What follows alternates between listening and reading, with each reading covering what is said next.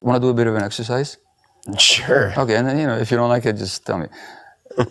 When was the last, this is something I do in my groups or when I speak or so on, when I teach. So I ask people to tell me some recent episode when they're upset with somebody with their lives. And something that they're open to sharing. So it doesn't have to be anything sordid or something, but just something, whether it's your spouse, partner, the bus driver, I don't care who. Sure. A friend. Okay. So are you willing to go there? Anything. Okay.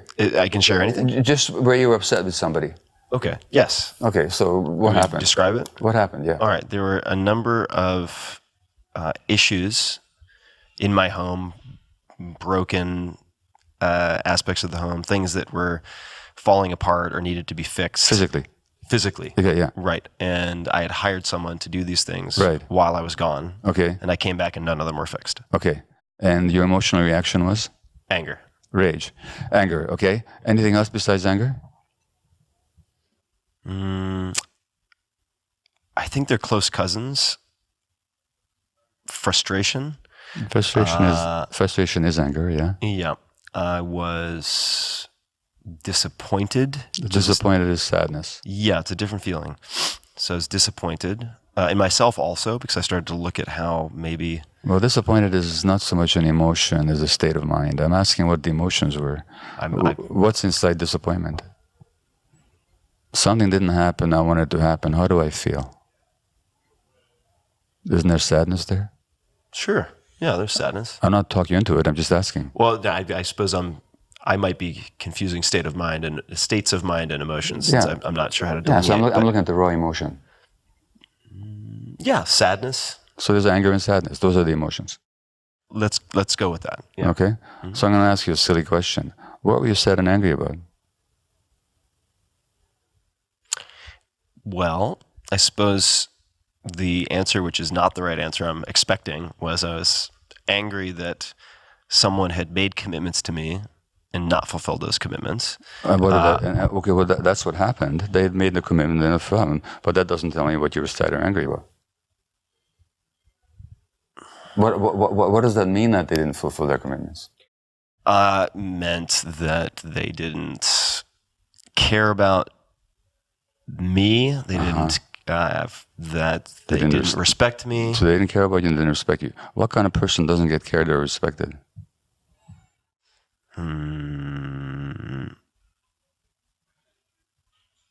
might need a lifeline here. I don't know. Someone who doesn't deserve to be cared for or respected. Exactly. Somebody unworthy, right? Sure. Of respect and care. Mm-hmm. Okay? Now, if there are other people here, which there usually are when I do this exercise, I would ask them, okay, we just listened to Tim tell us about this experience. Are there other reasons why this other person might not have done the work that has nothing to do with him or her not caring about him or not respecting him? So what other reasons might there be? 1,000,001. Name one. Yeah, he could be in the hospital. He could be in the hospital. What else? Partner carried one. Could have been in a car accident. Exactly. He had a flight delay and got caught on Puerto Rico during a hurricane. He's got ADHD. Yeah. He can't follow through. He's under stress and he couldn't. Right. Now. The email that I was supposed to send is sitting in drafts, and I thought I had sent it, but in fact, he never received it. Okay, and any number of possibilities. Yeah. Now, of all the possibilities that you've just outlined,